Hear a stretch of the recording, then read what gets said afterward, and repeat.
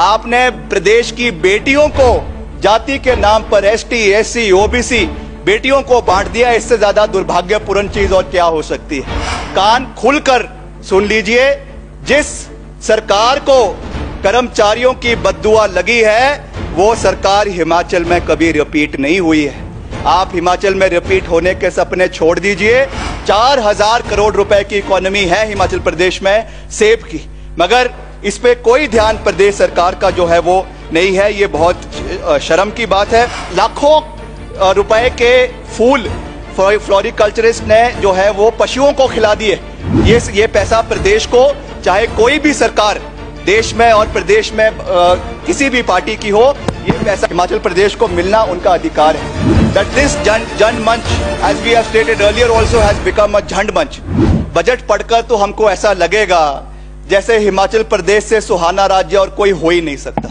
यहाँ पे अभी बात करी जा रही है कि हम मुफ्त सिलेंडर दे रहे हैं, हम एक बारी का जो है मुफ्त रिफिल दे रहे हैं, मगर जिस तरीके से 2014 में जब देश में यूपीए की सरकार थी, उस समय जो अंतर्राष्ट्रीय क्रूड तेल की कीमत थी, पेट्रोल प्राइसेस जो थी, आज जो है वो लोएस्ट लेवल पर 53.5 पर बैरल जो है आज अंतर्राष्ट्रीय कच्चे तेल की कीमत है। उसके बावजूद आज तेल की कीमत जो है वो आसमान छू रही है।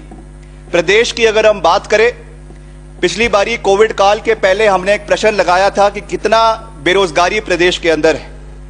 14 लाख का आंकड़ा उस समय सरकार की ओर से दिया गया था, which I believe today has crossed the 20 lakh mark in Himachal Pradesh. It is a matter of shame for all of us कि आज बेरोजगारी का आंकड़ा जो है प्रदेश में निरंतर जो है वो बढ़ता जा रहा है। मिसमैनेजमेंट ऑफ फाइनेंसेस की हम बात करें, जो ह्यूज डेफिसिट आज प्रदेश के ऊपर है, जो करीबन 60,000 करोड़ का ऋण आज प्रदेश सरकार के ऊपर है, it is because of the poor management. हालांकि हर बजट में एक शब्द डाल दिया जाता है, prudent fiscal management. I don't understand whether it is the finance department, it is the planning department, और it is the Honorable Chief Minister or the minister sitting in the treasury benches who do not understand the basic meaning of a prudent fiscal policy। ये हमारे लिए शर्म की बात है कि इस तरीके का ऋण हमारा लगातार प्रदेश के अंदर बढ़ता जा रहा है। और साथ ही साथ जनमंच की अगर हम बात करते हैं, हमने पहले भी वो बात करी है, हालांकि वो बजट का हिस्सा नहीं है, but because I want to state that this Jan Manch, as we have stated earlier, also has become a झंड मंच। जिस तरीके से यहां पर अफसरों को बदनाम किया जाता है, अफसरों को, चाहे वो एक्सीएंस है, एसडीओज है, जेईज है, सरासर उनको जो है बदनाम किया जाता है, उनको धमकाया जाता है from the stage. I think it is not something that the people of Himachal Pradesh look up to people sitting, whether they are in the treasury benches or whether they are in the opposition benches. They expect something from us. They haven't sent us here कि हम इस तरीके से लोगों को, अफसरशाही को जो है धमकाएं और इस तरीके से सत्ता का जो है दुरुपयोग करें। आज बजट की अगर हम बात करते हैं अध्यक्ष महोदय, सभापति महोदय, 50,192 करोड़ का जो है ये बजट हिमाचल प्रदेश में माननीय मुख्यमंत्री महोदय ने यहां पे ले किया है। इस पे एक चीज जो माननीय मुख्यमंत्री महोदय ने खास रूप से कही थी कि उन्होंने कंपैरिजन किया था सन 1970 के बजट के साथ, उसको कंपेयर किया गया था कि उस समय केवल 8 या 10 करोड़ का बजट था। आज हम 50,000 करोड़ रुपए का बजट प्रदेश में लेकर रहे हैं। आई डोंट थिंक सो कि उस चीज को हम कंपेयर कर सकते हैं। The inflation at that point in time, उस समय की जो मार्केट मैनेजमेंट थी और आज की मार्केट मैनेजमेंट में जमीन आसमान का फर्क है। जिस तरीके से हमारा ये जो फिस्कल डेफिसिट है ये बढ़ते जा रहा है, I think it is not good science for the state in the times to come. इस चीज पे हमें ध्यान देने की आवश्यकता है। एक ओर से जो है हर चीज पे, चाहे वो कॉर्पोरेशंस है, चाहे वो बोर्ड्स है, पिछले कल ही हमारे माननीय अध्यक्ष, हमारे माननीय सदस्य जगत नेगी जी ने प्रश्न लगाया था कि what is the state of affairs of the various PSUs in Himachal Pradesh. हमको दुख होता है ये बात देखते हुए कि every corporation in the state every PSU in the state जो है आज घाटे के अंदर चली हुई है, whether it is tourism, whether it is HRTC, whether it is disaster management board. हालांकि जो फिस्कली जो मजबूत हो सकते हैं जो हमारे कॉरपोरेशंस, वो भी आज जो है वो घाटे के अंदर चले हुए हैं।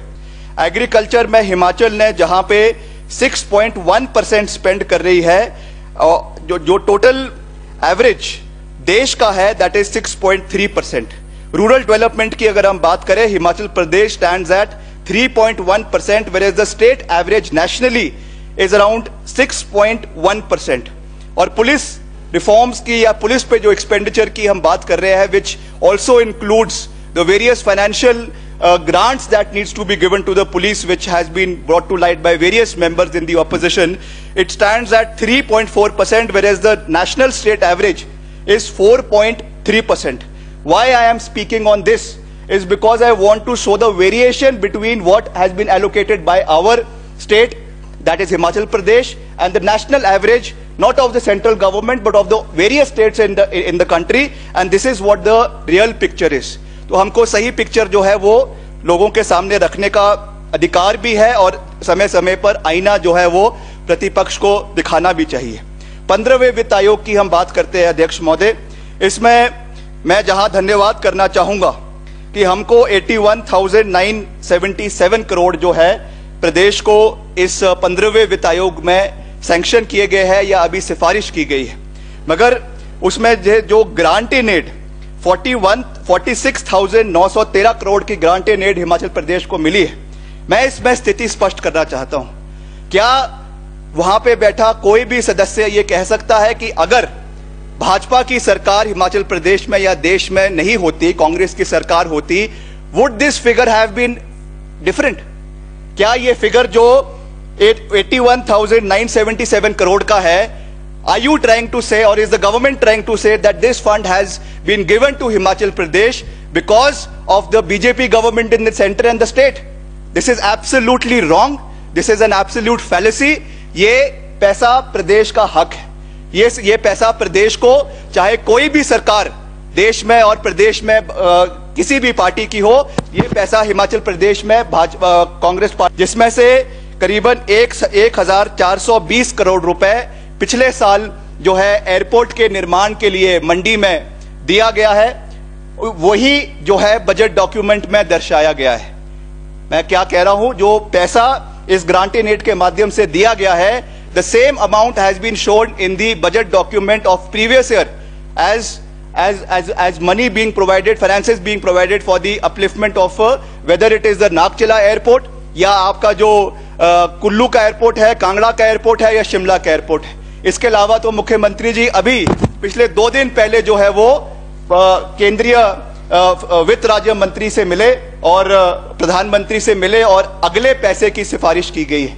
ये आप लोगों को जो है एक झूठ की पिक्चर दिखाने की कोशिश जो है प्रदेश के अंदर की जा रही है, ये बहुत दुर्भाग्यपूर्ण है।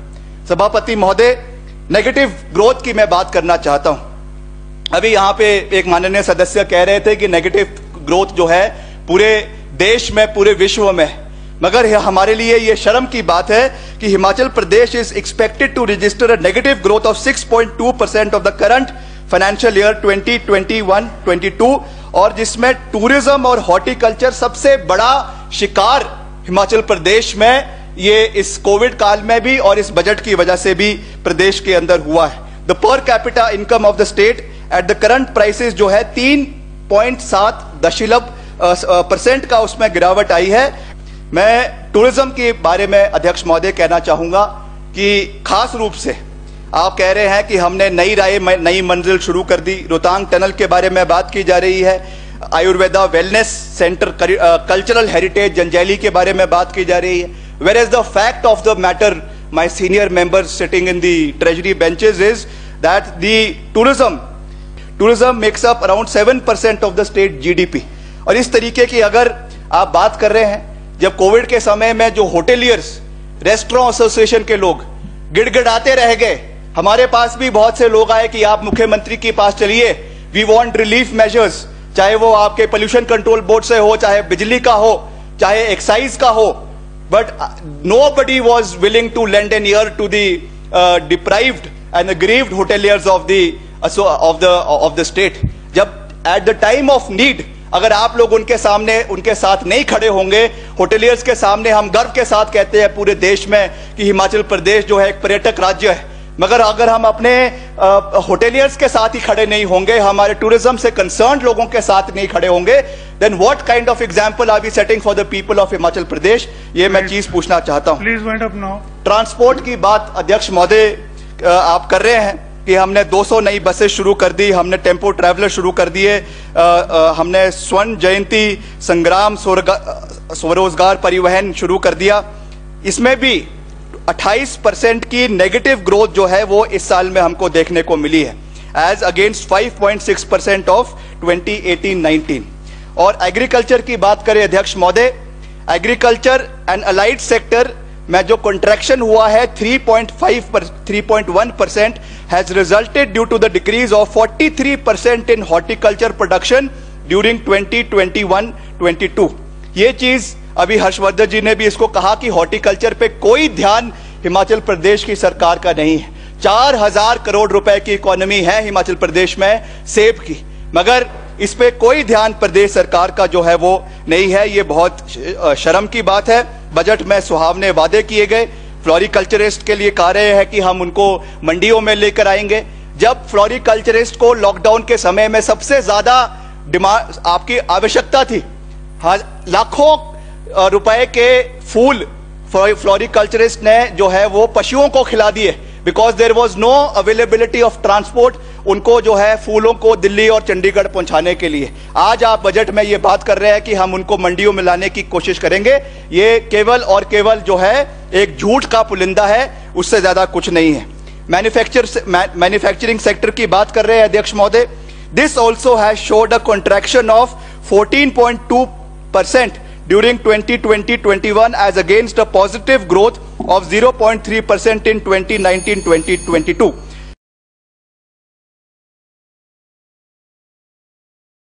बजट पढ़कर तो हमको ऐसा लगेगा जैसे हिमाचल प्रदेश से सुहाना राज्य और कोई हो ही नहीं सकता। 7000 MOU साइन कर दिए, 96,000 करोड़ की इन्वेस्टमेंट हिमाचल प्रदेश में आ रही है। बल्क ड्रग पार्क 1190 करोड़ का प्रदेश के अंदर आ रहा है। 50,000 करोड़ रुपए की इन्वेस्टमेंट केवल ड्रग पार्क में आ रही है। मेडिकल डिवाइसेस पार्क नालागढ़ में बनाया जा रहा है, प्लास्टिक पार्क नालागढ़ में बनाया जा रहा है। ये केवल बजट डॉक्यूमेंट तक ही ये पिक्चर सीमित है। जैसा मैंने कहा कि आपकी जो 0.3% की ग्रोथ थी वो कॉन्ट्रैक्ट होकर जो है -14.2% में मैन्युफैक्चर सर्विसेज में आ चुकी है। सोशल सेक्टर की अभी मैं ज्यादा लंबी बात नहीं कहना चाहता। नारी संबल योजना, शगुन योजना, हिमाचल गृहिणी सुविधा योजना, ये सारी योजनाएं एक बारी आप सिलेंडर दे देते हैं, उसके बाद सिलेंडर के लिए कोई पैसा नहीं है। शगुन में आपने प्रदेश की बेटियों को जाति के नाम पर ST, SC, OBC बेटियों को बांट दिया। इससे ज्यादा दुर्भाग्यपूर्ण चीज और क्या हो सकती है? इस सदन में आकर अगर हमको अपनी बहनों को जाति के नाम पे बांटना पड़ेगा, मैं समझता हूं कि ये एक अच्छी सोच जो है केवल पॉलिटिकल माइलेज के लिए या वोट बैंक के लिए जो आपने करी है, दिस इज एब्सोल्युटली अनफॉर्चुनेट। और अंत में अध्यक्ष महोदय, एम्प्लॉयमेंट क्रिएशन की बात की जा रही है कि 30,000 पोस्टें हमने जो जैसा अभी यहाँ पे बहुत से मेंबर्स ने कहा, PWD में मल्टीटास्क में निकाल दी है, पैराफिटर्स में निकाल दी है, 5,000 एजुकेशन में निकाल दी है, पंप ऑपरेटर्स की है, ITI की है, पैरा टीचर्स की है। मैं इसमें इतना ही कहना चाहूंगा कि पहले जो है आपके पास कम से कम उसको तो संभाल लीजिए। कम से कम जो आपकी 2 से 2.5 सवा लाख जो हिमाचल में कर्मचारी है जिनके बारे में आपने कुछ सोचा नहीं, ओल्ड पेंशन स्कीम का कोई जिक्र नहीं है। आपके जो सरकारी आपके सचिवालय के कर्मचारी है, 3री श्रेणी के, 4थी श्रेणी के बेचारे भूख हड़ताल पे बैठे हुए, उनके बारे में आप सोच नहीं रहे। आपको नई चीजें करनी है। एक पुरानी कहावत है कि जेब में से पहले उतना ही निकालना चाहिए या अपनी चादर उतनी फैलानी चाहिए जितने लंबी टांग हो। आपने चादर तो फैला दी, मगर आपको यही नहीं पता कि आपके फाइनेंसिस की क्या हाल है, आपके वित्तीय प्रबंध उसका कैसे हो रहा है, उसके बारे में जो है कोई बात हो नहीं रही है। तो निश्चित तौर से अध्यक्ष महोदय, इन टोटलिटी मैं कोई ज्यादा लंबी बात नहीं कहना चाहता हूं। इन टोटलिटी मैं यही कहना चाहता हूं कि ये बजट ना तो प्रदेश के युवाओं को, ना प्रदेश की महिलाओं को, ना प्रदेश के हमारे कर्मचारियों को जो है ये लुभाता है। और एक बात आप सरकार में बैठे लोग आप समझ लीजिए, सुन लीजिए, कान खुलकर सुन लीजिए, जिस सरकार को कर्मचारियों की बद्दुआ लगी है वो सरकार हिमाचल में कभी रिपीट नहीं हुई है। आप हिमाचल में रिपीट होने के सपने छोड़ दीजिए। 25 साल की बात तो बहुत दूर की है। जिस तरीके का अभी धमाका उत्तराखंड में हुआ है, कहीं ऐसा ना हो कि पता ना पता चलते अगले कुछ दिनों में यहां पर भी इस तरीके की जो है वो धमाके होने शुरू हो जाए। इसलिए सोच समझकर वही वादे करिए, वही चीज जनता को दिखाइए जो आप डिलीवर कर सकते हैं और जितना आपका बटवा आपको इजाजत देता है।